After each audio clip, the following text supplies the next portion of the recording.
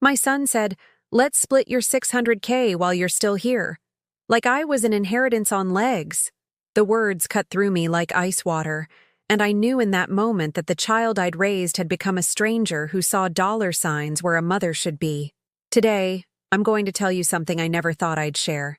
And if you, for even a second, feel like this story sounds familiar, just please leave a like and subscribe. It'll help me continue sharing these truths that so many of us carry in silence. My name is Eleanor, and at 75 years old, I thought I'd seen the worst life could offer. I was wrong. The cruelest blow came not from strangers, but from the son I'd devoted my entire life to protecting and providing for. The morning it all unraveled started like any other Tuesday in my small apartment in Toledo, Ohio. I was sitting at my kitchen table, the same oak table Robert and I had bought 43 years ago when we were newlyweds with dreams bigger than our bank account.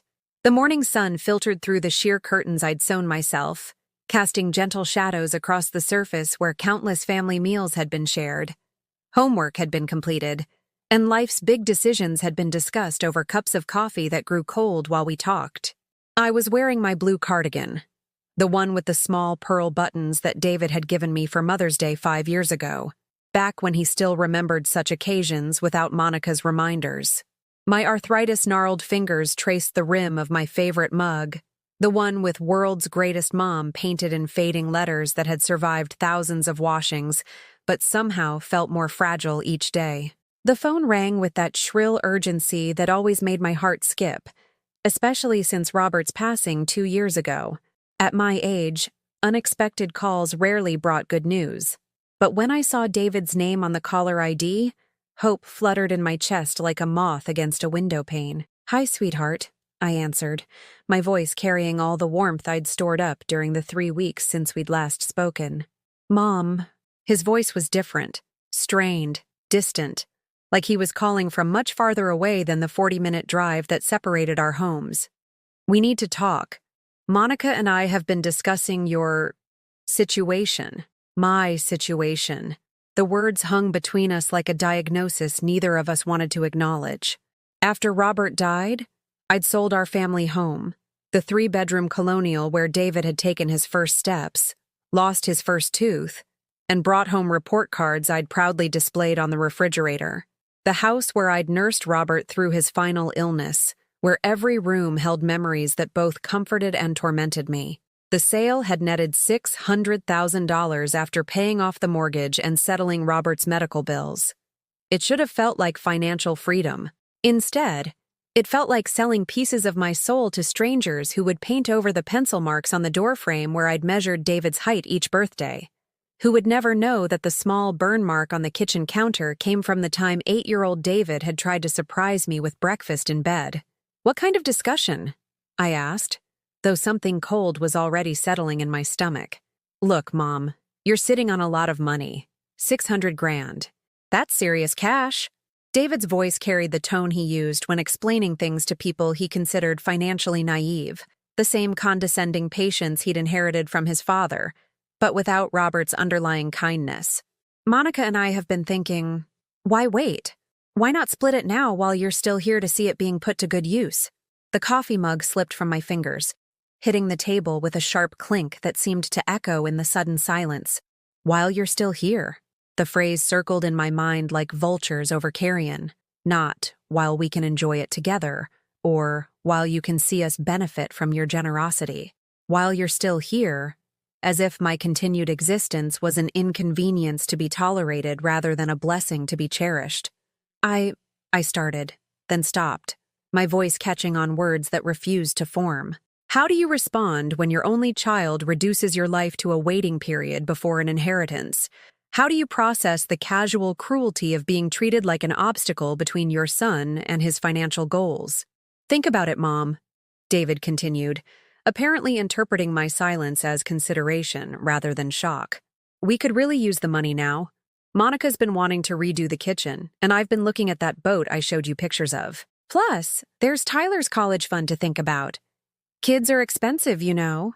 Tyler, my 15-year-old grandson, who used to call me every Sunday to tell me about his week, who used to beg to spend weekends at Grandma and Grandpa's house. Now, he barely acknowledged my presence during the increasingly rare family gatherings, his face buried in his phone, his attention as unreachable as his father's affection had become. David, I tried again, but he was already rushing forward with his pitch, like a salesman closing a deal he could sense slipping away. And honestly, Mom, what are you going to do with all that money? You're in that little apartment now. Your needs are simple. Wouldn't it make you happy to see your family enjoying the fruits of your and Dad's hard work? Wouldn't Dad have wanted that? The mention of Robert hit like a physical blow. Robert, who had worked 2 jobs for 15 years to pay for David's private school education. Robert, who had taken out a second mortgage to help David buy his first house. Robert, who had spent his final coherent moments making me promise to take care of our boy, never imagining that our boy would grow into a man who saw his mother's remaining years as an inconvenient delay in his inheritance timeline. I could picture Robert's face, the way his eyes would have narrowed with barely controlled anger at hearing his son speak to me this way. Robert had been gentle with everyone, except those who threatened his family's well-being. He would have driven straight to David's house and had a conversation that would have left no doubt about what he thought of such a proposal. But Robert wasn't here. I was alone with the stunning realization that the baby I'd rocked through countless sleepless nights, the toddler whose scraped knees I'd kissed better, the teenager whose heart I'd helped heal after his first romantic disappointment, had grown into a man who could look at his elderly mother and see nothing but a bank account with legs. I need to think about this, I managed to whisper, my throat tight with unshed tears. Sure, David said, his voice brightening with what he probably thought was understanding, but sounded more like the confidence of a predator who had cornered his prey. Talk it over with yourself. But Mom, don't take too long. These opportunities, well, you know how life is. Unpredictable. After he hung up, I sat in my kitchen for hours, watching the shadows lengthen across the floor as the sun moved across the sky. The apartment felt smaller somehow, the walls pressing in with the weight of my new reality. I thought about the photo albums on my bookshelf, filled with pictures of birthday parties where I'd made elaborate cakes from scratch, Christmas mornings where David's joy at opening presents had been worth more to me than anything I might have wanted for myself. I remembered the night he'd called, crying, to tell me that Monica was pregnant.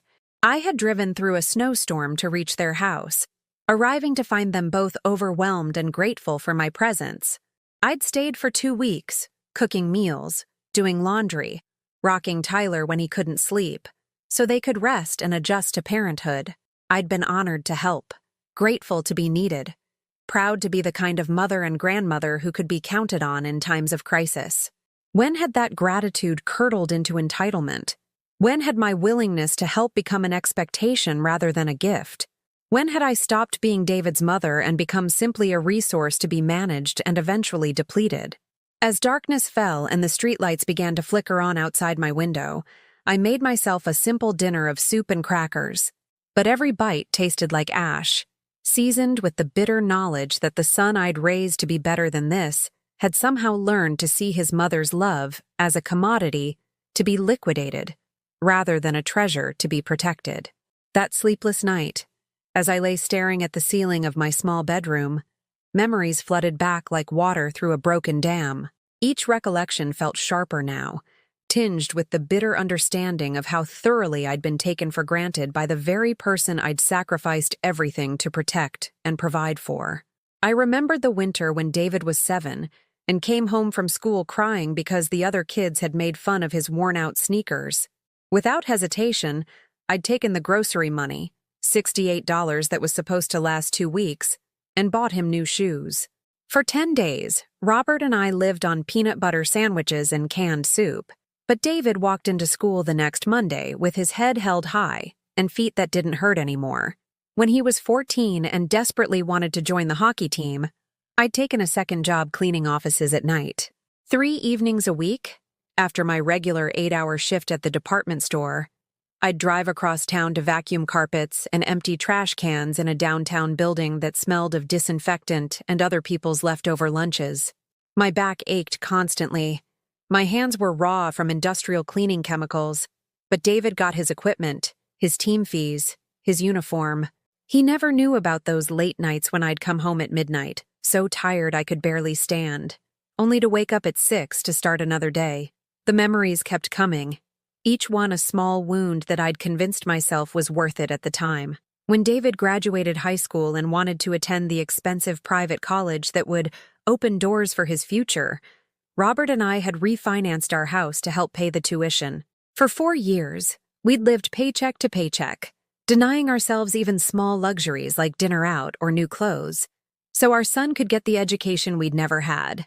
I'd been so proud when he walked across that graduation stage, his cap and gown pristine, his future bright with possibilities. I'd cried tears of joy, thinking about all the sacrifices that had led to that moment. It had felt like the most meaningful investment we'd ever made. When David married Monica 6 years later, I'd used my entire inheritance from my mother, $8,000 that I'd planned to use for a long-dreamed-of trip to Ireland, to help pay for their wedding. Monica had wanted everything perfect: the flowers, the dress, the reception hall that cost more than Robert and I had spent on our entire first year of marriage. I'd watched my mother's final gift to me transform into white roses and champagne toasts for people who would forget the evening within a year, but I'd told myself it was worth it to see David happy. Worth it to start his marriage without the financial stress that had plagued Robert and me in our early years.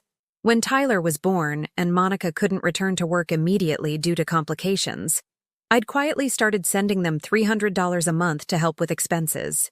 $300 from my modest salary that should have gone into my own retirement savings.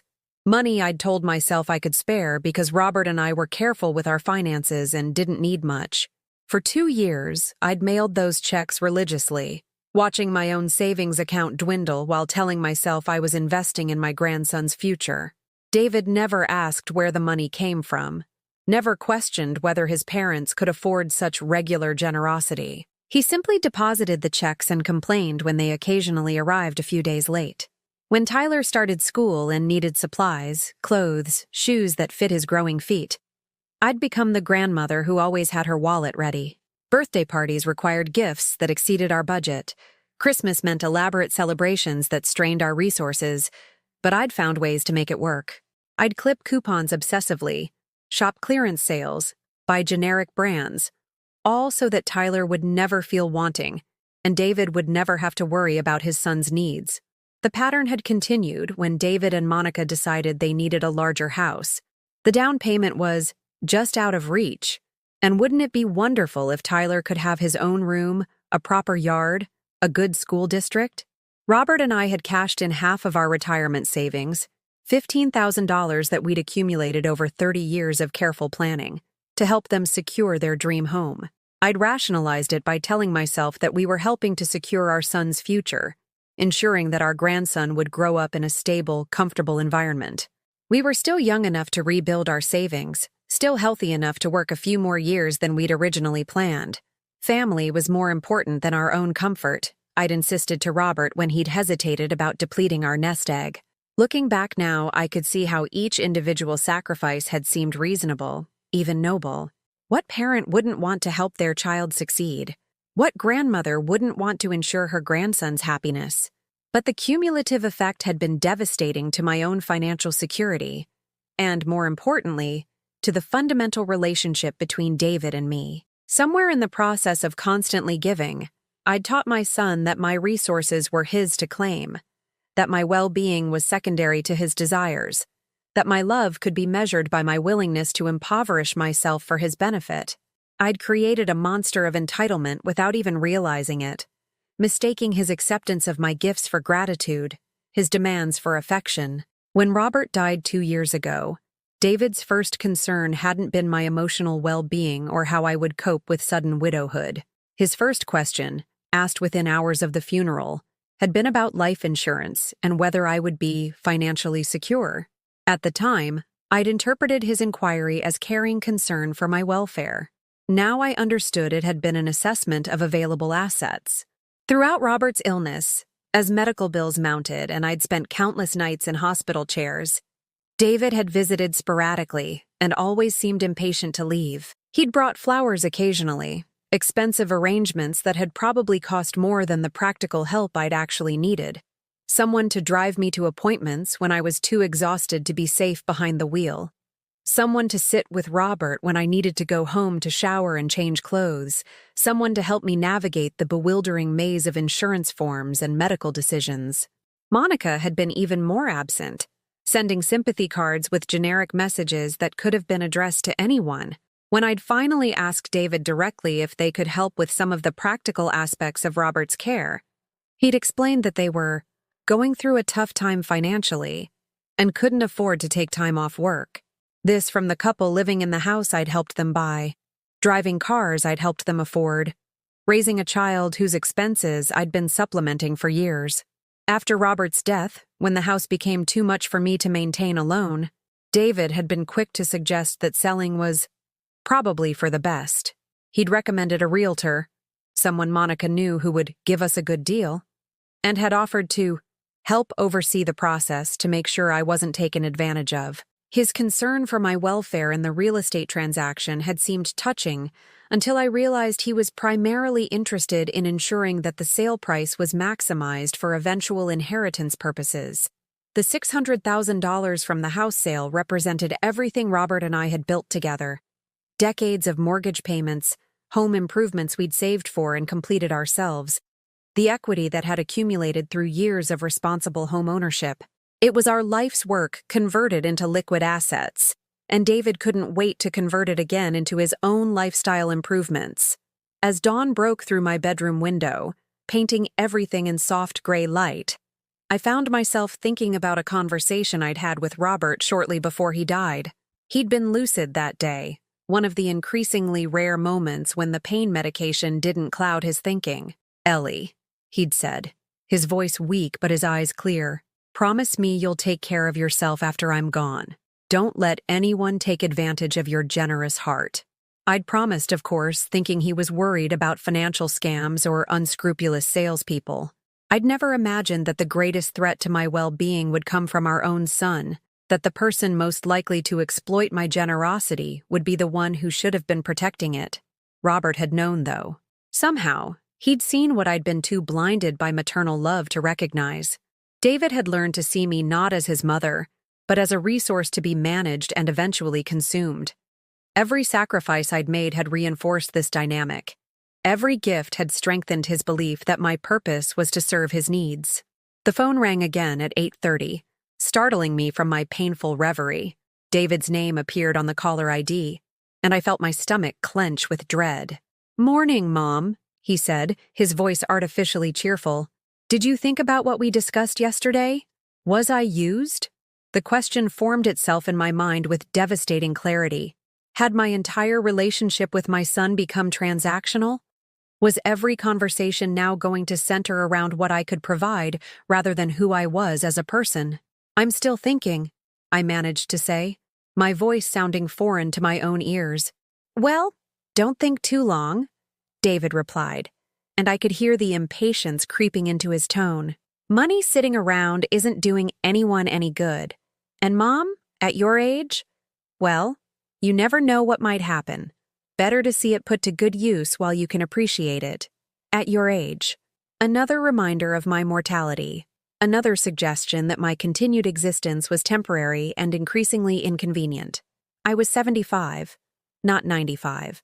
I was healthy, mentally sharp, capable of living independently for many more years. But in David's calculations, I was apparently already obsolete, my remaining time valuable only for what I could liquidate before departing. After he hung up, I sat in my kitchen and finally allowed myself to cry, deep, wrenching sobs that came from a place of grief so profound it felt like physical pain. I wasn't just mourning the relationship I'd thought I had with my son. I was mourning the mother I'd been, the woman who had given so much of herself that there was almost nothing left to protect. The weeks that followed David's money request were filled with 1,000 small cruelties that cut deeper than any dramatic confrontation could have. It was the silence that hurt most, the way my son had reduced our relationship to a waiting game, as if my value as a human being was entirely tied to my eventual willingness to hand over my life savings. My 76th birthday arrived on a Tuesday in October, crisp and golden with the kind of autumn light that Robert had always loved. For 75 years, this day had been marked with phone calls, cards, small celebrations that acknowledged another year of life as something worth commemorating. This year, nothing. I sat by my phone from morning until evening, checking repeatedly to make sure it was working. Every ring from a telemarketer or wrong number sent hopes surging through my chest, only to crash when I realized it wasn't David's voice on the other end. By sunset, the silence had become a roar in my ears, drowning out the sound of the television I'd turned on just to fill the emptiness. At 9 o'clock, I finally called him. "Oh, Mom," David said when he answered, his voice distracted, television noise in the background. "What's up?" "It's my birthday," I said quietly, the words feeling foolish as soon as I spoke them. A pause. A long, horrible pause that told me everything I needed to know. Right. Happy birthday." "Sorry. It's been crazy here. Tyler had a game and Monica's been dealing with some work stuff. You know how it is." "No, I didn't know how it was. I didn't know how you forgot your mother's birthday when she'd never forgotten yours. When she'd spent 76 years on this earth primarily devoted to your well-being. I didn't know how a hockey game and work stress could eclipse the basic human decency of acknowledging the day the person who gave you life came into the world." "That's okay," I lied, "because that's what mothers do. We absorb the hurt and pretend it doesn't matter. We make excuses for the inexcusable because the alternative, admitting that our children have become strangers, is too painful to bear." "Listen, Mom, have you thought any more about that financial discussion we had?" Even on my birthday, forgotten and dismissed, the conversation circled back to money. My worth as a human being had been reduced to a single question. When would I liquidate my assets for his benefit? "I'm still considering it," I said, my voice barely a whisper. "Well, consider faster," he replied with a laugh that held no warmth. "Time's not getting any younger, you know?" 2 weeks later, I fell ill with the flu that had been circulating through my apartment complex. At my age, even common illnesses could become serious quickly, and this one hit me hard. For 3 days, I couldn't keep food down, could barely get out of bed to make myself tea. My fever spiked high enough that I considered calling an ambulance, but the thought of the expense, money that David seemed to think should be his, kept me suffering alone. I called David on the second day, my voice hoarse and weak. "I'm really sick," I told him. "I haven't been able to eat anything, and I'm worried about dehydration." "That's too bad, Mom. You should probably see a doctor or something. Monica's got some kind of bug too, so we're all quarantined here. Can't risk spreading anything around." Monica's bug, Tyler's game, work stress. There was always something more important than his elderly mother's well-being. Always a reason why he couldn't spare an hour to check on the woman who had spent countless sleepless nights nursing him through childhood illnesses. "Could you maybe bring me some soup? Or just check on me later?" I asked, hating the pleading tone in my voice but too sick and scared to maintain my pride. "Mom, I told you, we can't risk exposure. Why don't you order something delivered? You've got money for that kind of thing." "You've got money." Always it came back to the money. Not concern for my health, not basic human compassion, but a reminder that I had financial resources that should solve any problem that didn't require his personal involvement. I spent those 3 days of illness alone, subsisting on crackers and water, too weak to drive to the store, too proud to call the few acquaintances I'd made in my apartment complex. When I finally recovered enough to venture out, I looked like a ghost, 10 pounds lighter, pale and shaky, aged years in just days. It was during my slow recovery that I discovered the truth that shattered what remained of my illusions about my son's character. I'd been feeling lonely and nostalgic, missing the family connections that had once given my life meaning. On impulse, I decided to look at Tyler's social media accounts. My 15-year-old grandson rarely called anymore, but I thought maybe seeing pictures of his activities would help me feel connected to his life. What I found instead broke my heart completely. Tyler's Instagram was full of photos from the past month. Hockey games, parties, family dinners, weekend trips. But it was the captions that destroyed me. The casual references that revealed just how thoroughly I'd been written out of their lives. Family dinner at the new steakhouse. Under a photo of David, Monica, and Tyler at an expensive restaurant I'd never heard of. The post was dated the evening of my birthday, the same day David had claimed they were too busy to remember the occasion. Mom surprised me with the new gaming setup I wanted, showing Tyler with equipment that must have cost hundreds of dollars. Posted the week I'd been sick and begging for someone to bring me soup. Dad's new boat is sick, featuring David proudly posed next to a gleaming speedboat moored at some marina. The boat he'd claimed he needed my inheritance money to afford, apparently already purchased and enjoyed while I lived on crackers during my illness. But the photo that broke me completely was from 2 weeks ago. Tyler, David, and Monica at what looked like a fancy family portrait session, all dressed in coordinated outfits, smiling radiantly at the camera. The caption read, "3 generations of the Morrison family." 3 generations. As if I didn't exist. As if the woman who had given David life, who had sacrificed everything for his success, who had helped raise Tyler from birth, was not part of the family at all. I scrolled through months of posts with trembling fingers, finding celebration after celebration that I hadn't been invited to, milestones that had been marked without my presence, memories being made that deliberately excluded me. They weren't too busy to gather for birthdays and holidays and special occasions.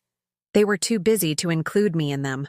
The family I thought I belonged to had been carrying on without me, creating new traditions that had no place for the elderly woman whose only value was her potential financial contribution to their lifestyle.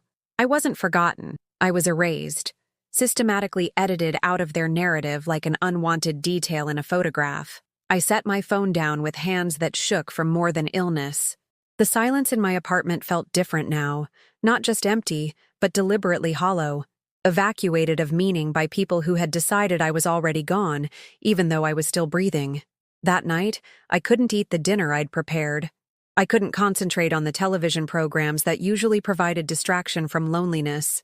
I couldn't even cry, because the hurt had gone beyond tears into some realm of damage that felt too profound for such simple expressions of grief. I walked to my bedroom closet and pulled out the photo albums I'd been avoiding since Robert's death. Page after page of family memories, David's childhood, his wedding, Tyler's early years, all documenting a love that I'd thought was mutual, sacrifices that I'd believed were appreciated, relationships that had apparently existed only in my imagination. In one album, I found the Mother's Day cards David had made for me in elementary school, construction paper hearts with crayon messages, "I love you, Mom.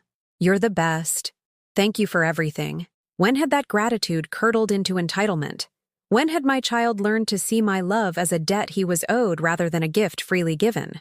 I sat on my bedroom floor, surrounded by evidence of a family life that had been slowly dissolving while I clung to illusions of connection and importance. The woman in these photographs looked happy, purposeful, essential to the people around her.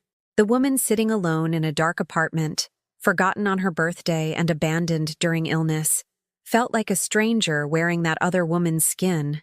For the first time since David's initial phone call about splitting my money, I allowed myself to consider what my life might look like if I stopped trying to buy love that couldn't be purchased, if I stopped funding relationships that existed only when I was useful. The thought terrified me.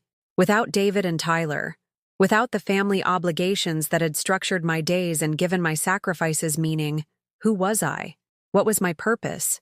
How does a 76-year-old woman rebuild her sense of self when everything she'd believed about her most important relationships had proven to be false? I closed the photo albums and put them back in the closet, but I couldn't close the door on the devastating knowledge they'd confirmed.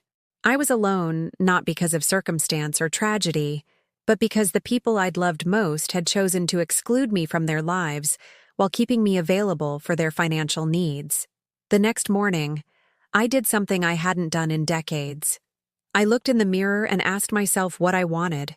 What would make me happy? What kind of life I deserved to live with whatever years I had remaining? For the first time since Robert's death, the answer didn't involve David at all. 3 days after my devastating social media discovery, I made a decision that felt both terrifying and liberating.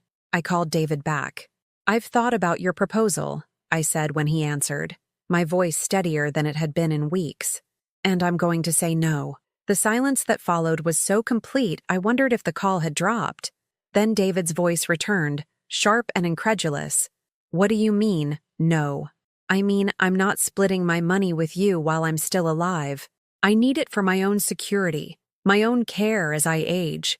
I worked for that money. Robert and I earned it together, and I'm keeping it. Another pause. This one crackling with an energy I'd never heard from my son before. Something dangerous and desperate that made my hands tremble even as I maintained my resolve. Mom, that's ridiculous. You can't spend $600,000. What are you going to do? Live to be 150? You're being unreasonable. Unreasonable. For wanting to keep my own money. For prioritizing my own financial security. For refusing to impoverish myself to fund his boat and Monica's kitchen renovations. I think this conversation is over, I said quietly. No, it's not over. David's voice rose to a shout that made me hold the phone away from my ear. Mom, you're not thinking clearly. You're probably depressed since Dad died. Maybe you should talk to someone, get some medication or therapy or something. This isn't like you. This isn't like you. He was right, of course. The old Eleanor would have caved immediately, would have apologized for her selfishness, and found a way to give him what he wanted while convincing herself it was for his own good. But that woman had died somewhere between my forgotten birthday and the family photo that erased my existence. I'm hanging up now, I said. Mom, wait. I disconnected the call and immediately turned off my phone. My hands were shaking so badly I could barely manage the buttons. But I felt something I hadn't experienced in years, the satisfaction of standing up for myself, even if only in this small way. The phone calls started the next morning. I'd turned my phone back on to check the time and immediately heard the notification sounds of multiple missed calls and voicemails. 17 calls from David, 6 from Monica, 3 from Tyler's number, though I doubted my 15-year-old grandson had initiated those calls himself. I listened to the voicemails with growing amazement at the range of tactics my family employed when their financial expectations were threatened. David's first message was apologetic. Mom, I'm sorry I raised my voice. You caught me off guard. Let's talk about this calmly. His second was concerned. I'm worried about you. This isn't like you at all. Are you feeling okay? Do you need me to take you to see Dr. Patterson? His third was manipulative. Tyler's been asking about you. He's confused about why Grandma doesn't want to help with his college fund. It's hard to explain to a kid why his grandmother would rather hoard money than invest in his future.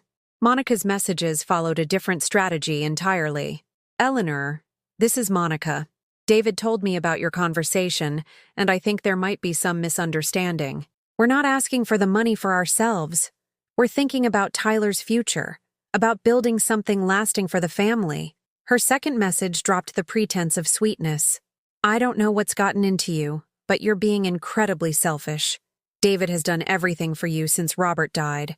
The least you could do is show some gratitude. The third was a threat wrapped in concern. We've been talking, and we think you might need more help than you're admitting. Living alone at your age, making irrational financial decisions? Maybe it's time to consider assisted living. We could help you find someplace nice. Assisted living. The implication was clear. Give us the money willingly, or we'll have you declared incompetent and take it anyway. But it was Tyler's voicemail that broke my heart completely. Grandma? It's Tyler. Dad says you're not feeling well and you're making some bad decisions about money. I don't really understand all that stuff, but I miss you. I know I haven't called much, but I've been busy with school and hockey and everything. Maybe we could hang out soon. Dad says you might have to move away from us, and I don't want that to happen.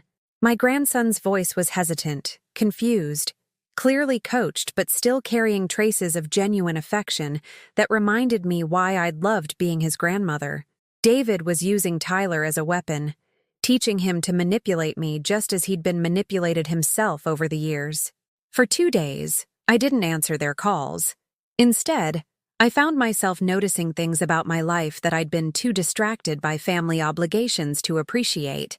The way morning light filled my kitchen with golden warmth, the satisfaction of reading an entire book without interruption, the simple pleasure of cooking exactly what I wanted to eat without considering anyone else's preferences. On the third day, they showed up at my door. I was reading in my favorite chair when the knocking started. Not the polite rap of a visitor, but the insistent pounding of people who felt entitled to demand entry. Through my peephole, I could see David's face, red with anger and something that looked like panic. "Mom, we know you're in there," he called loudly enough for my neighbors to hear. "Open the door. We need to talk." I stood frozen, my book still clutched in my hands, feeling like a child hiding from adults who couldn't be reasoned with. The pounding continued, accompanied now by Monica's voice. "Eleanor, this is ridiculous. We're family. You can't just ignore us forever. We're worried about you," David added, though his tone suggested anger rather than concern. "You're not acting like yourself. Something's wrong." Finally, I opened the door, keeping the chain latch engaged so it would only open a few inches.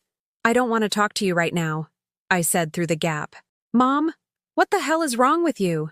David's face was visible through the narrow opening, his features twisted with frustration.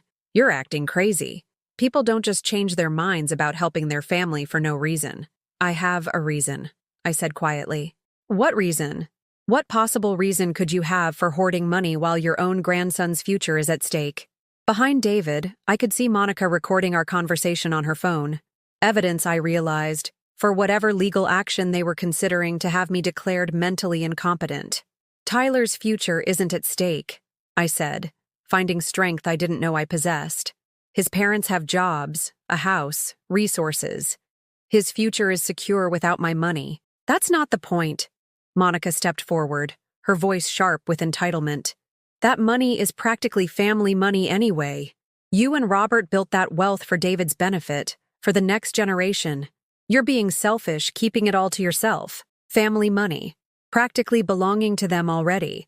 As if Robert and I had been merely caretakers of assets that rightfully belonged to our son, as if 43 years of marriage and hard work had been undertaken solely for David's eventual benefit.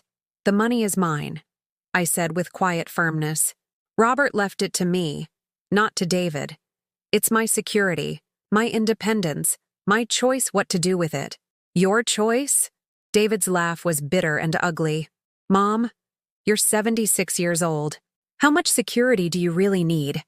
How many years do you think you have left?" There it was again, the casual cruelty of reminding me that my life was nearly over, that my remaining time was too brief to justify financial planning or personal autonomy. In their calculation, I was already dead.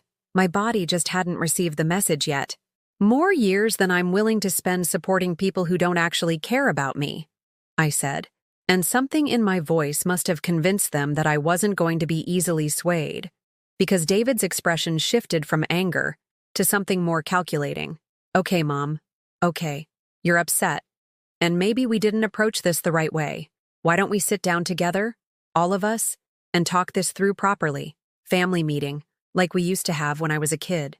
The reference to family meetings was particularly cruel, since those childhood gatherings had been about solving problems together, supporting each other through difficulties, making decisions that benefited everyone. This proposed meeting would be an intervention designed to separate me from my financial autonomy. "I don't think that's a good idea," I said. "Mom, please."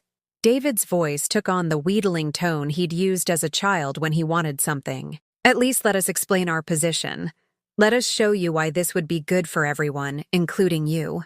Monica stepped closer, her phone still recording. "We're not asking for everything, Eleanor. Just half.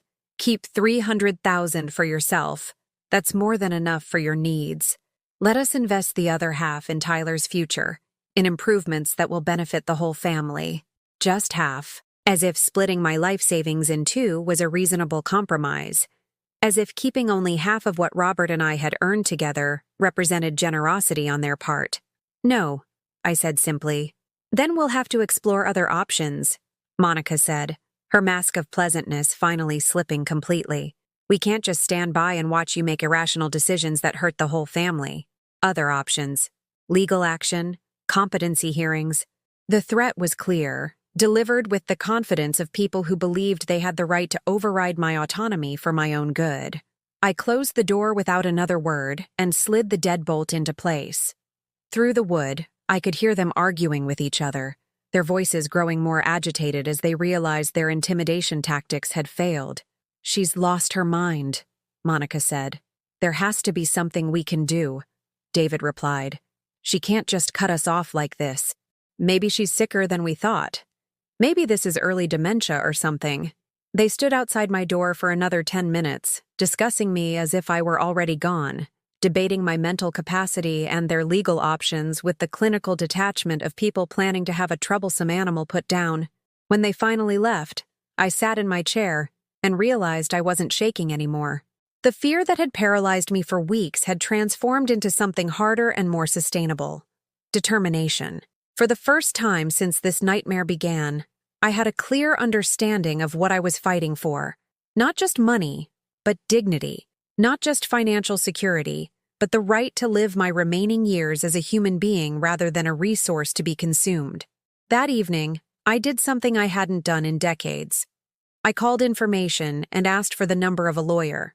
The law office of Margaret Chen and Associates occupied the third floor of a modest downtown building in Toledo. Its waiting room furnished with practical chairs and tables that spoke of competence rather than luxury. I sat clutching my purse, dressed in my best navy suit, the one I'd worn to Robert's funeral, feeling simultaneously terrified and exhilarated by what I was about to do.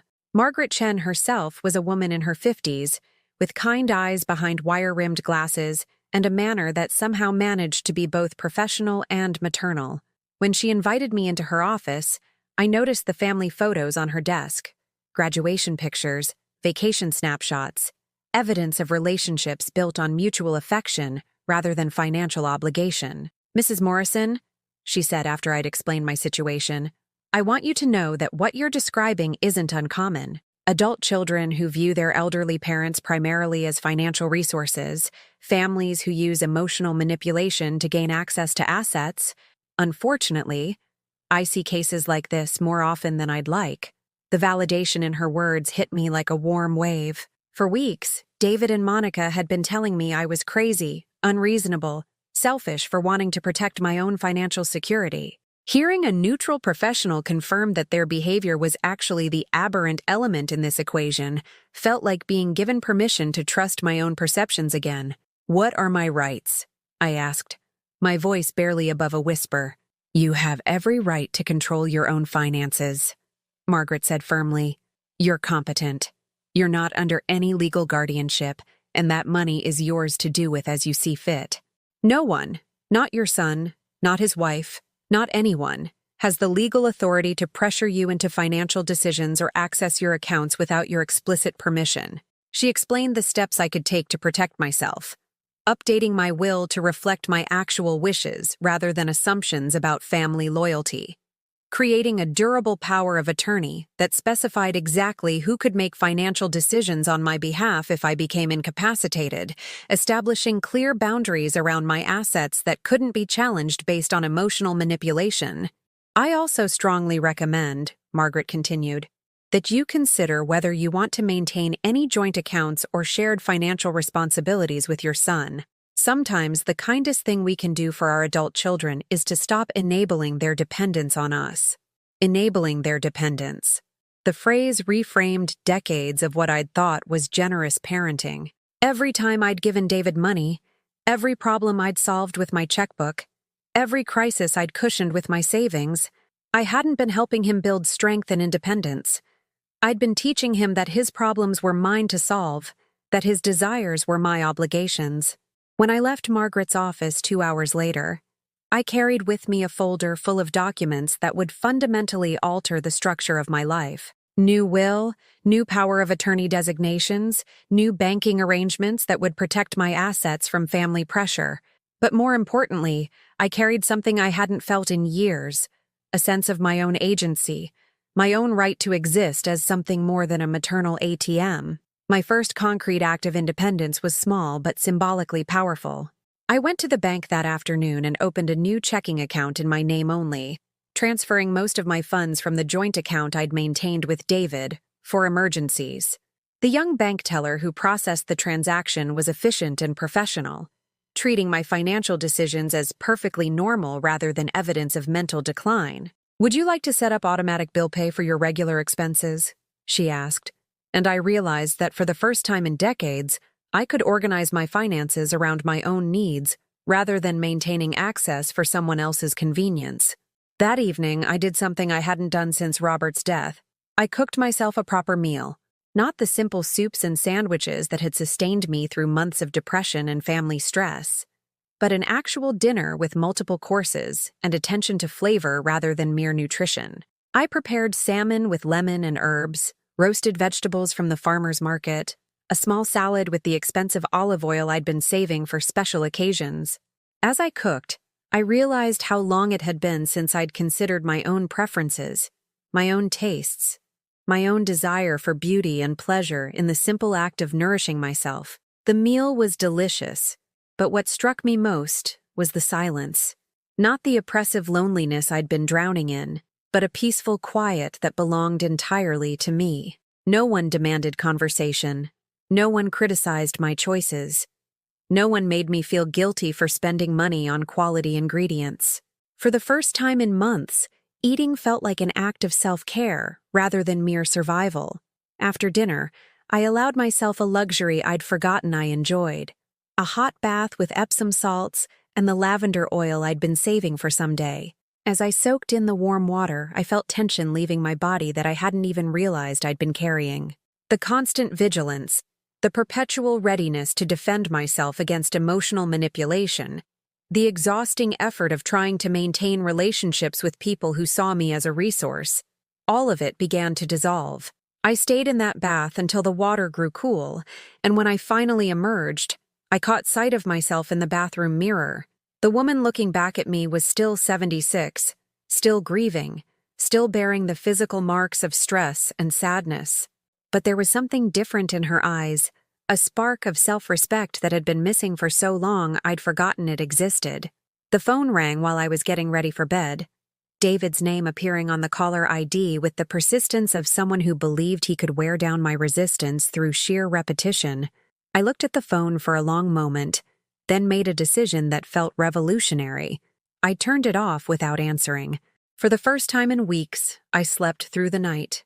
The next morning brought a clarity I hadn't experienced since Robert's death. I made coffee in my favorite mug, sat at my kitchen table with the morning sun streaming through clean windows, and made a list of things I wanted to do with my remaining years. Not things I should do, not obligations to family or duties to others, but activities that would bring me joy and fulfillment. Travel topped the list. Robert and I had always planned to visit Ireland, to trace his family's genealogy through the countryside his great-grandparents had left behind. We'd saved brochures, researched tours, even started setting aside money for the trip before his illness consumed our resources and attention. Now, with no one's needs to consider but my own, that trip was financially possible. I also wrote down smaller pleasures I'd denied myself: art classes at the community center, theater subscriptions I'd considered too expensive, books I'd wanted to read but hadn't allowed myself time for. The list grew longer as I remembered interests and dreams I'd set aside during years of focusing primarily on David's needs and Robert's care. Around noon, my doorbell rang. Through the peephole, I saw a delivery person holding an enormous bouquet of flowers. For a moment, hope fluttered in my chest. Perhaps David had sent an apology, a genuine gesture of remorse for his behavior. The card, written in Monica's careful handwriting, read, "We're sorry for the misunderstanding. Let's talk soon. Love, David, Monica, and Tyler." The flowers were beautiful, expensive roses and lilies arranged with professional skill, but they felt more like a business negotiation than a personal apology.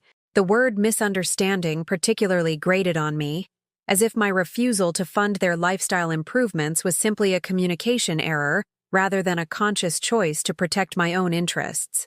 I placed the flowers in a vase, but put them in the guest room rather than displaying them prominently. Beautiful as they were, they represented an attempt to purchase forgiveness rather than earn it through changed behavior. That afternoon, I took myself on what I privately called a reconnaissance mission, a visit to the travel agency 6 blocks from my apartment to inquire about Irish tours for single travelers. The woman behind the desk, herself probably in her 60s, treated my interest as perfectly normal rather than evidence of an elderly woman's foolish fantasies. "We have several wonderful options for Ireland," she said, spreading brochures across her desk. "Spring is lovely there, and we have some excellent small group tours specifically designed for mature travelers. Very comfortable pace, nice accommodations, plenty of time to really experience the culture. I left the agency with armfuls of information and something I hadn't felt in years. Anticipation. The future, which had seemed like nothing more than a series of medical appointments and gradual decline, suddenly held possibilities I'd forgotten existed. On my way home, I stopped at the bookstore and bought myself a guidebook to Ireland, along with a novel I'd been wanting to read, and a journal with a beautiful leather cover. The total came to $47, money I would have agonized over spending just a week ago, convinced that every dollar should be preserved for family emergencies or David's future needs. Now, paying for these small luxuries felt like a declaration of independence, an assertion that my happiness mattered as much as anyone else's financial security. That evening, I sat in my favorite chair with my new purchases spread around me, planning an adventure that was entirely my own. The Ireland guidebook was filled with photographs of emerald landscapes and ancient castles, promising experiences that would belong to me alone, memories that no one could claim or manipulate or use against me. As I wrote my first entry in the leather journal, documenting my decision to prioritize my own well-being, I realized that the woman who had cowered in fear of her son's anger was already becoming someone else, someone stronger, more confident, more willing to claim her right to exist as a complete person rather than a supporting character in other people's stories. The phone rang again around 9 o'clock, but I didn't even look at the caller ID. Whatever David or Monica wanted to say could wait. Tonight belonged to me, to dreams I'd deferred too long, to a future that was finally, truly, mine to create. For the first time since Robert's death, I felt alive rather than simply surviving. The intervention came exactly 1 week after I'd started reclaiming my life. I should have seen it coming. The sudden silence from David after days of persistent calls. The way Monica's flowers had felt more like reconnaissance than reconciliation. They'd been planning something, and on a gray Thursday morning in November, their strategy revealed itself. My doorbell rang at 10 o'clock sharp, followed immediately by insistent knocking. Through the peephole, I could see not just David and Monica, but also a woman I didn't recognize. Middle-aged, professionally dressed, carrying a briefcase that suggested official business. "Mom, we know you're in there," David called. "We've brought someone to help us work through this situation. Dr. Sarah Williams is a family counselor who specializes in situations like this. Situations like this." The euphemism didn't disguise what they were really doing, staging an intervention designed to convince a neutral party that I was mentally incompetent and needed their guidance to make rational decisions. I opened the door with the chain still engaged, just as I had before. "I don't want to talk to you," I said through the narrow gap. "Mrs. Morrison." The woman with the briefcase stepped forward, her voice warm but professional. "I'm Dr. Williams. Your family has expressed some concerns about your well-being, and they've asked me to facilitate a conversation that might help everyone understand each other better." My family. As if David and Monica represented some sort of unified concern for my welfare, rather than a coordinated attack on my financial autonomy. "I didn't ask for a counselor," I said quietly. "Sometimes the people we love need help seeing when we need support," Dr. Williams replied, her tone carefully neutral. "Your son tells me you've been making some unusual financial decisions lately, becoming isolated, rejecting help from people who care about you."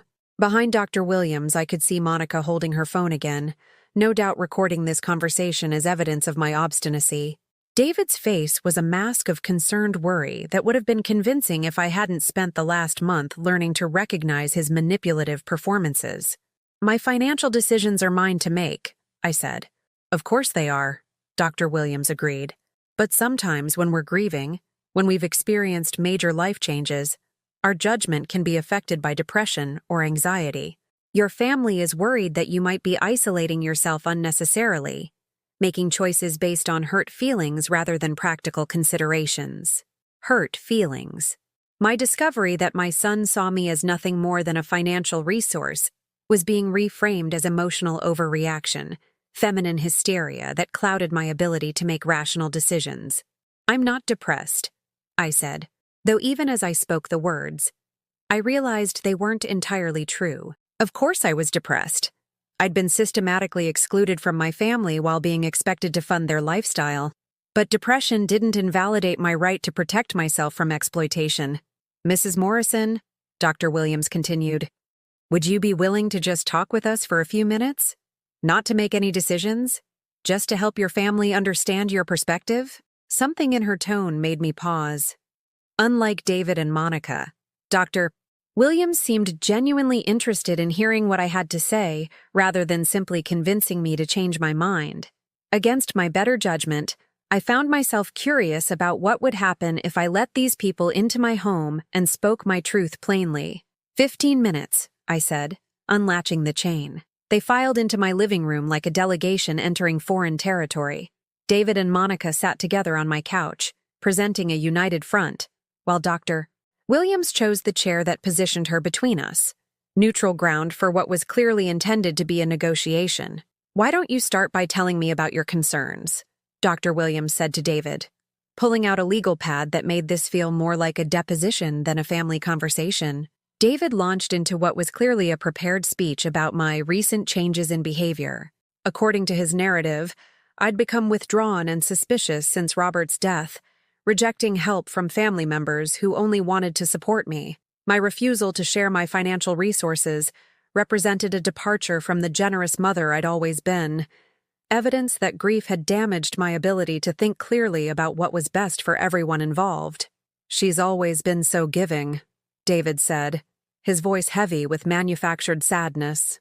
She helped put me through college, helped us buy our house, always put family first. This sudden selfishness, it's not like her at all. Monica nodded along, adding her own observations about my concerning isolation and irrational fear of their perfectly reasonable financial requests. According to her, they weren't asking for anything unreasonable, just the opportunity to help me make better use of resources I couldn't possibly spend in my remaining years. We're not asking for everything, Monica emphasized, echoing the same manipulative compromise she'd offered during their previous visit. Just enough to secure Tyler's future, to make some improvements that would benefit the whole family. Eleanor would still have more money than she could ever need. Dr. Williams listened to their presentation with professional attention, taking notes and asking clarifying questions that revealed nothing about her own opinions. When they finished, she turned to me. Mrs. Morrison, I'd like to hear your perspective on these concerns. For a moment, I felt the familiar urge to minimize my own experience, to find ways to excuse David's behavior and accept responsibility for the family discord.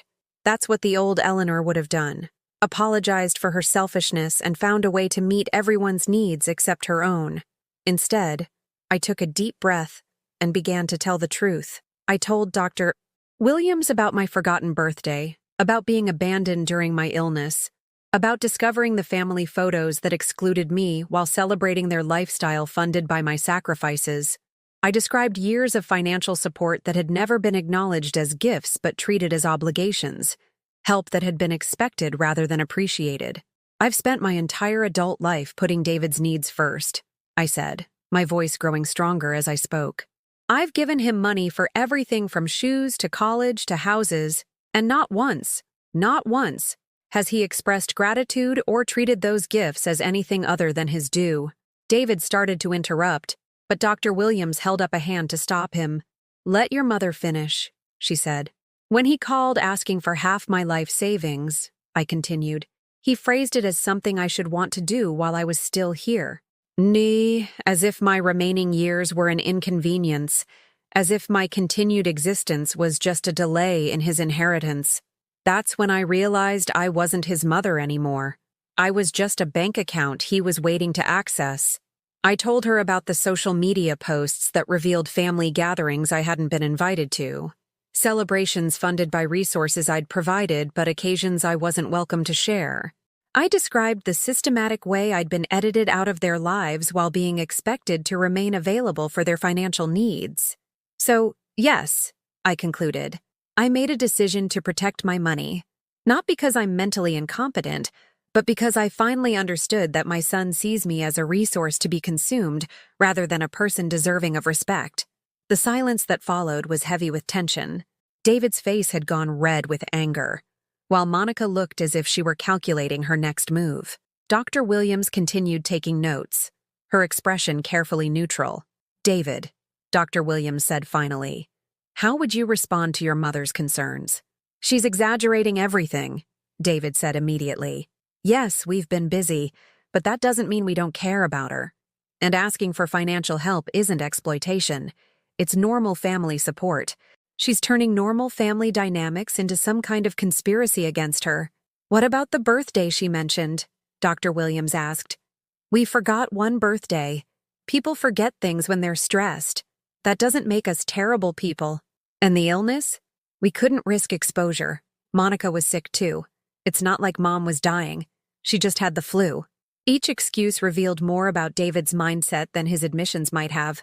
He genuinely believed that his needs justified any inconvenience to me, that his stress excused his cruelty, that my role was to understand his limitations while expecting nothing in return. Dr. Williams turned back to me. "Mrs. Morrison, what would you need from your family to feel comfortable maintaining a relationship with them?" The question caught me off guard.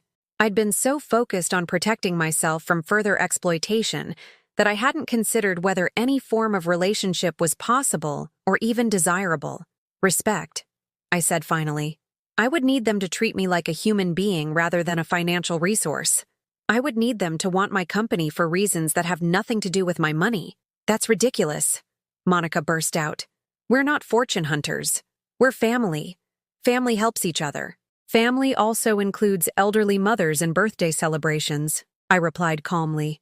"Family visits when someone is sick. Family doesn't record conversations to use as evidence of mental incompetence." Monica's face flushed as she realized I'd noticed her phone recording our interaction. Dr. Williams looked from Monica to David to me, her professional demeanor beginning to crack slightly. "Mrs. Morrison, based on this conversation, I don't see any evidence of cognitive impairment or decision-making difficulties. Your concerns about your family's treatment seem well-founded, and your desire to protect your financial assets appears entirely rational." David's face went white. "But she's cutting us off completely. She won't even consider helping with Tyler's future." "Tyler's future is your responsibility as his parents," Dr. Williams said firmly. "Mrs. Morrison has no legal or moral obligation to fund your family's lifestyle or your son's education. Those are choices you'll need to make within your own financial means." She closed her legal pad and stood up, clearly signaling that the session was over. "Mrs. Morrison, I'd recommend that you continue with whatever support systems you've put in place for yourself. Your family," she glanced at David and Monica, "might benefit from examining their own expectations and communication patterns." After Dr. Williams left, David and Monica remained on my couch, their planned intervention having backfired spectacularly. The neutral party they'd brought to validate their concerns had instead confirmed my right to self-determination. "Mom," David said, his voice taking on a pleading tone I hadn't heard since his childhood, "please, don't let some stranger destroy our family over money." "I'm not destroying our family," I said quietly. "I'm just refusing to let money define it anymore." But we need—" "No." The word came out with a finality that surprised me. "You want. You don't need. There's a difference." I walked to my front door and opened it. "I think you should leave now." Monica stood up immediately, her face hard with undisguised anger. "This isn't over, Eleanor. We have rights too. Tyler has rights to his inheritance. Tyler will inherit whatever I choose to leave him," I said. "But I don't owe anyone anything while I'm still alive to enjoy my own resources." David remained seated, his face cycling through emotions. Anger, disbelief, what might have been genuine grief for the relationship we'd lost. "Mom," he said finally, "I don't understand how we got here." For the first time in our conversation, he sounded like the confused child he'd once been, rather than the manipulative adult he'd become. "We got here," I said gently, "because you stopped seeing me as your mother and started seeing me as your inheritance. The moment you decided my worth was measured by what I could give you rather than who I am as a person, you lost the right to claim my love and resources." He stood up slowly, and for a moment I thought he might apologize, might acknowledge the damage he'd done to our relationship. Instead, he shook his head. "You're making a mistake you'll regret," he said. "Maybe," I replied, but it's my mistake to make. After they left, I sat in my living room and realized that something fundamental had shifted. The woman who had cowered behind her chained door just weeks ago had just stood up to a coordinated attack on her autonomy and won. I felt empty, but also strangely light, as if I'd been carrying a weight I hadn't realized was there. That evening, I did something that would have been unthinkable just a month ago. I booked my trip to Ireland. 3 weeks after the failed intervention, I stood in my bedroom packing a suitcase for Ireland, and the woman in the mirror looked like someone I was meeting for the first time. Gone was the hunched posture of defeat, the worried expression that had become my default, the careful movements of someone perpetually braced for the next emotional blow. In her place stood a 76-year-old woman with clear eyes and steady hands, someone who moved through the world with purpose rather than apology. The transformation hadn't happened overnight. It had begun with small daily choices, brewing good coffee instead of instant, wearing clothes I actually liked instead of whatever was convenient, speaking aloud to myself in my empty apartment with kindness rather than criticism. Each tiny act of self-respect had built upon the others until they created something I hadn't felt in years: genuine anticipation for my own future. The Ireland trip had become more than a vacation. It was a pilgrimage to the woman I might have been if I hadn't spent 50 years defining myself entirely through service to others. Robert's great-grandparents had left County Cork in 1889, carrying nothing but hope and the determination to build something better for their descendants. Now, their descendants' widow was making the reverse journey, not fleeing poverty, but pursuing the emotional prosperity that had eluded her in her role as perpetual caregiver. I'd spent hours researching the trip, not just the logistics of flights and hotels, but the deeper questions of what I wanted to experience. The guidebooks were full of must-see attractions and historical sites, but what drew me most were the smaller details. Photos of cozy pubs where locals gathered to share stories, descriptions of countryside walks where the only schedule was the setting sun, accounts of conversations with strangers who saw you as an interesting person rather than a resource to be managed. The travel agent, Mrs. Patterson, had become an unexpected ally in my journey toward independence. During our planning sessions, she'd treated my solo travel plans as perfectly normal, rather than evidence of an elderly woman's dangerous impulsiveness. Her matter-of-fact approach to my itinerary, booking single rooms without questioning whether I'd be lonely, suggesting activities designed for individual exploration rather than group dependency, had reinforced my growing belief that I was entitled to experiences that belonged entirely to me. "You're going to love the bed and breakfast I've arranged in Dingle," Mrs. Patterson had said during our final meeting. The owners, Sean and Bridget O'Connor, specialize in welcoming travelers who want to experience authentic Irish culture. They'll treat you like family. The good kind of family that's happy to see you and sorry to see you go.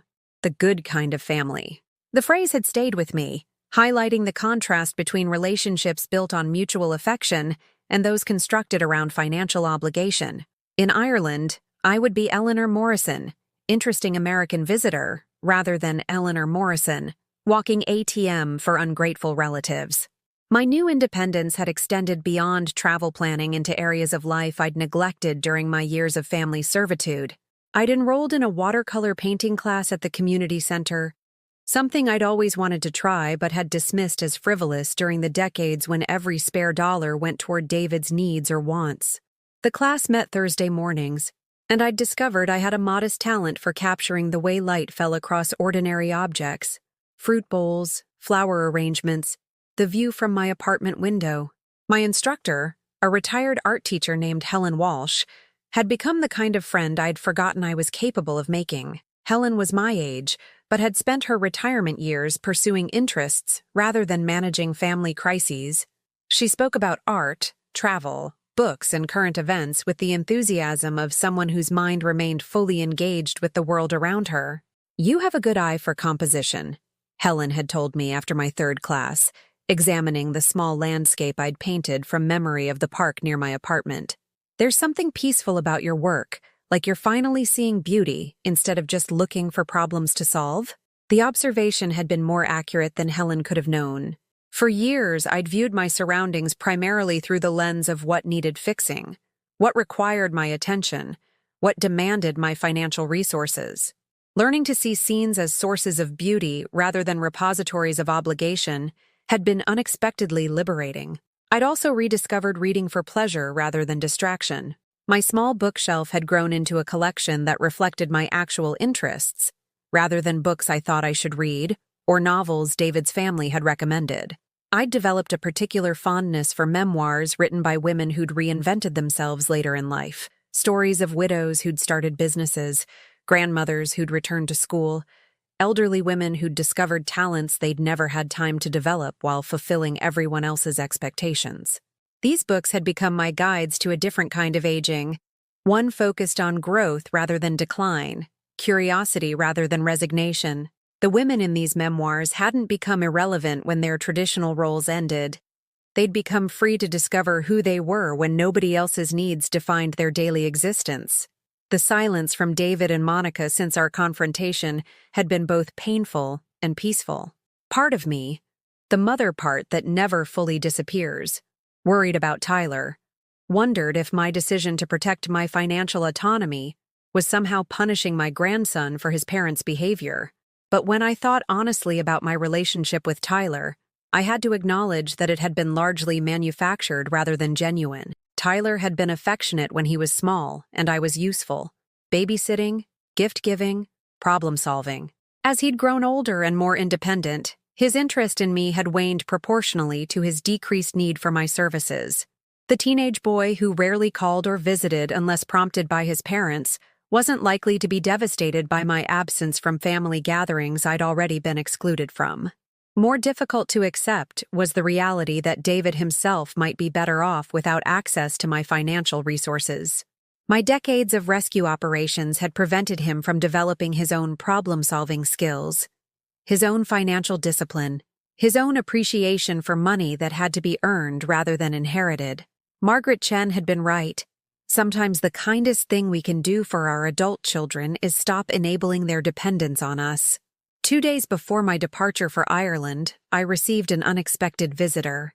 The knock on my door was gentle rather than demanding, and through the peephole I saw Tyler standing alone in the hallway, looking younger than his 15 years, and oddly vulnerable without his parents' intimidating presence. I opened the door without hesitation. "Hi, Grandma," he said, his voice uncertain. "Can I come in?" Tyler sat in my living room like a guest rather than the entitled family member his parents had taught him to be. His eyes moved around the space with what seemed like genuine curiosity, taking in the art supplies I'd left on my coffee table, the Ireland guidebook stacked beside my reading chair, the evidence of a life being lived for personal fulfillment rather than family obligation. "Mom and Dad told me you're mad at us," he said finally. "I'm not mad at you, Tyler," I replied honestly. "I'm disappointed in your parents, but that's not your fault. They said you won't help pay for my college anymore." The directness of his statement revealed how thoroughly David and Monica had trained even their 15-year-old son to view me primarily as a financial resource. Tyler wasn't asking about my well-being or expressing concern for our relationship. He was conducting a negotiation about his access to my assets. "Tyler," I said gently, "did you know that most grandparents don't pay for their grandchildren's college education? That most families expect parents to handle that responsibility? Or students to earn scholarships and take loans?" He looked genuinely surprised. "But you've always helped with everything." "Yes, I have. And maybe that wasn't entirely good for any of us." We talked for 20 minutes, and Tyler proved to be more thoughtful than his parents' training had encouraged him to become. When I asked about his interests, his plans for the future, his thoughts about what kind of person he wanted to become, he responded with intelligence and genuine reflection. Away from his parents' influence, he was capable of conversation that didn't center around what I could provide for him. "Are you really going to Ireland by yourself?" he asked as our visit wound down. "I am." "Aren't you scared?" "To travel alone, I mean?" The question revealed that Tyler had absorbed some of his family's assumptions about elderly women's limitations, their need for constant supervision and protection from their own poor judgment. "A little nervous," I admitted, "but more excited than scared. I've spent most of my life taking care of other people. I'm curious to see what it feels like to take care of just myself for a while." Tyler nodded slowly, and I thought I saw a flicker of understanding in his expression, recognition that his grandmother might be a more complex person than his parents had taught him to believe. "Will you send me a postcard?" he asked as he prepared to leave. "I'll send you several," I promised. After Tyler left, I sat in my living room and felt something I hadn't experienced in months: hope for the possibility of authentic family relationships based on mutual affection rather than financial dependency. Tyler was young enough to learn different patterns of relating, to develop appreciation for people's intrinsic worth rather than their usefulness as resource providers. That evening, I completed my packing with a sense of ceremony that bordered on ritual.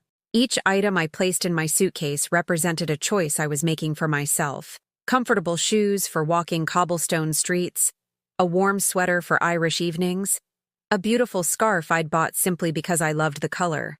No longer was I packing for other people's approval or convenience. These were selections made by a woman who planned to enjoy herself thoroughly and unapologetically. As I zipped the suitcase closed, I realized that the trip to Ireland was really a journey to meet the woman I'd been before I learned to define my worth through service to others. Somewhere in the Irish countryside, among strangers who would see me as simply Eleanor, rather than Eleanor the mother who should be, grateful to sacrifice for her family, I hoped to rediscover the person I'd been meant to become. For the first time in decades, my future belonged entirely to me. 6 months after I returned from Ireland, I sat in the garden behind my new cottage in the countryside 30 miles outside Toledo, watching the sunset paint the sky in shades of amber and rose. The woman who had cowered in a small apartment, terrorized by her own son's greed, felt like a character from someone else's story. A cautionary tale about what happens when we forget that love cannot be purchased and respect cannot be inherited. The cottage had been an impulse purchase that would have horrified the old Eleanor, the one who agonized over every financial decision and sought permission from family members who saw her resources as theirs to manage. This Eleanor had walked through the property once, fallen in love with the herb garden and the reading nook overlooking a small pond, and written a check the same afternoon. "It's perfect for you," the realtor had said, and I'd realized she was right. Not because it met some external standard of appropriate housing for elderly widows, but because it spoke to desires I'd been suppressing for decades. The cottage was mine in ways that went beyond legal ownership. It reflected choices made by a woman who finally understood her own worth. Ireland had been a revelation, but not in the ways I'd expected. Yes, I'd traced Robert's family genealogy through county records and village cemeteries, finding his great-grandparents' names carved in weathered stone alongside dozens of other emigrants who'd left everything familiar in pursuit of something better. But the real discovery had been simpler and more profound. I was interesting company for myself. For 2 weeks, I'd awakened each morning with no obligations, except to follow my curiosity wherever it led. Some days I'd spent hours in ancient libraries researching family histories with the patient thoroughness of someone who had nowhere else to be. Other days I'd walked for miles through countryside so green it seemed almost artificial, stopping at pubs where locals shared stories with strangers as naturally as breathing. The Irish had a gift for conversation that assumed everyone had something worthwhile to contribute. Shop owners asked about my travels with genuine interest rather than polite obligation. Fellow tourists invited me to join their dinner tables not because they felt sorry for a woman dining alone, but because they found my company pleasant. For the first time in years, I'd experienced social interactions based on mutual enjoyment rather than duty or need. One evening in a Dingle pub, I'd found myself in conversation with a group of Irish women my age who'd gathered for their weekly catch-up over pints and shepherd's pie. When I'd mentioned that I was traveling alone, one of them, a silver-haired woman named Maureen with laughing eyes, had raised her glass in a toast. "To women who've learned the difference between being lonely and being alone," she'd said. "One is misery, and the other is freedom." The words had crystallized something I'd been struggling to articulate. I wasn't lonely anymore, despite the silence from David and Monica. Loneliness was the ache I'd felt surrounded by family members who saw me as a resource rather than a person. Solitude, chosen and embraced, was something entirely different. Space to breathe, think, dream, and become whoever I was meant to be without constant negotiation with other people's expectations.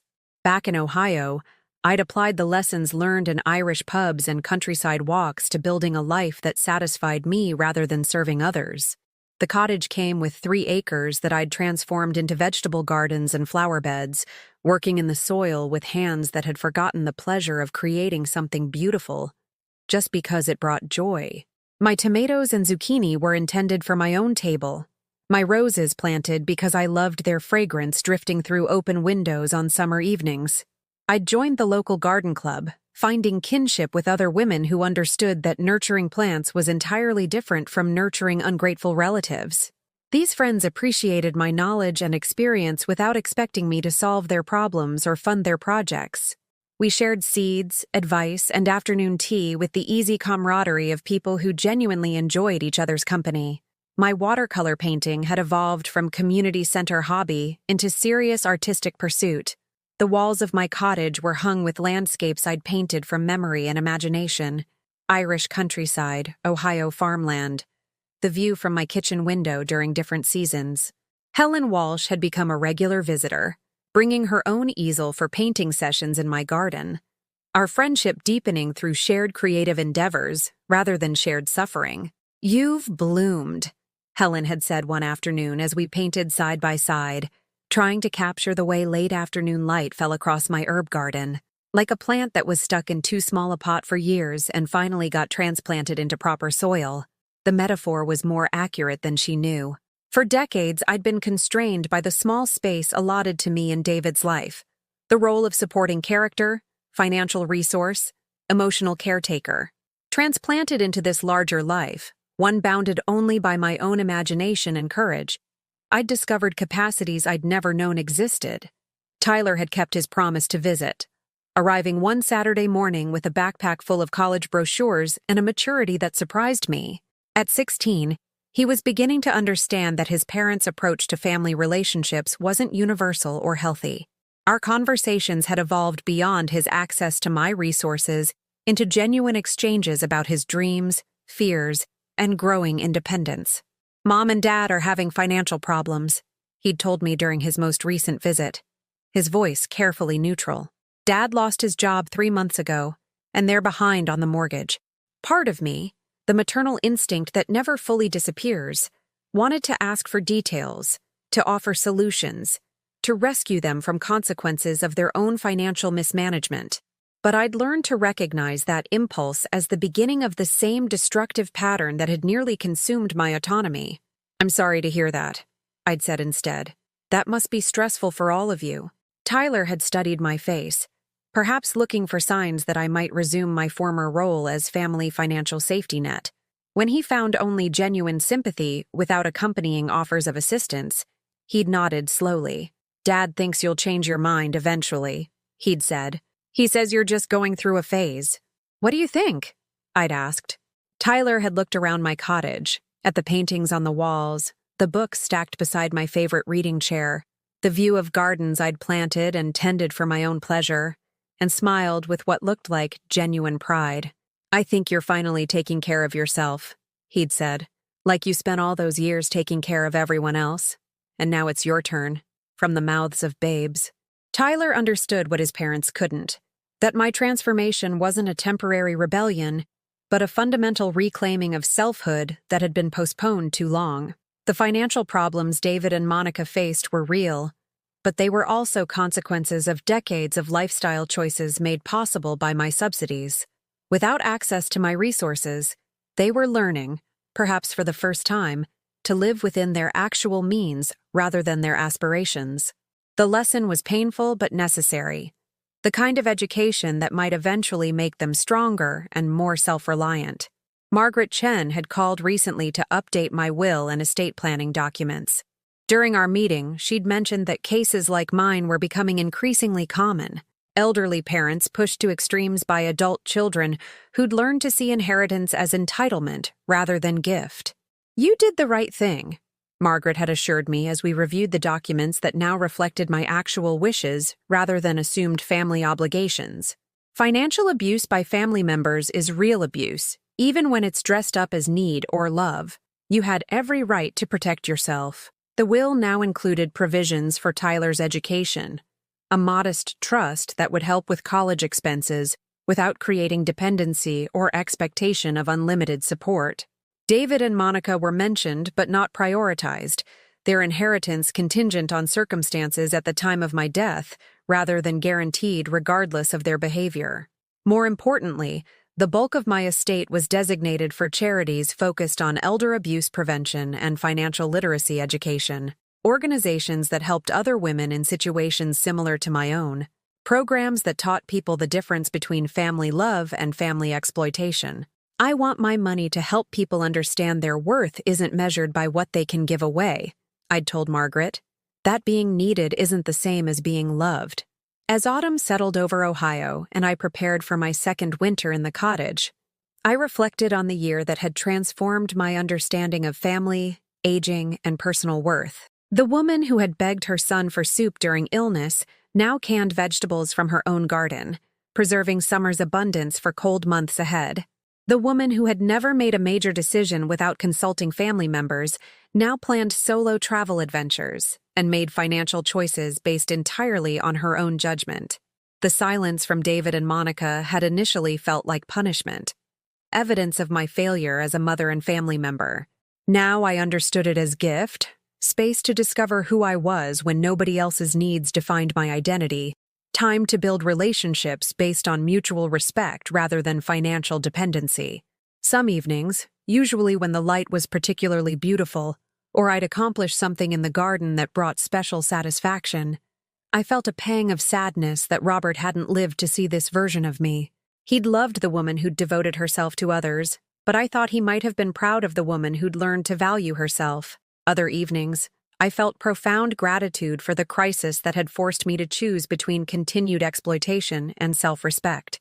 Without David's demand for my inheritance, I might have spent my remaining years gradually diminishing, giving away pieces of myself until nothing remained but the shell of someone who'd once been whole. Instead, I was 77 years old and still growing, still learning, still discovering capacities and interests that had been dormant during my decades of service to others. My body showed the inevitable signs of aging, but my spirit felt more alive than it had in years. As I sat in my garden watching stars appear in the darkening sky, I thought about all the women who might be listening to my story, recognizing elements of their own lives in my experience. Women who'd spent decades putting everyone else first, who'd confused self-sacrifice with love, who'd allowed others to define their worth by their usefulness rather than their inherent value.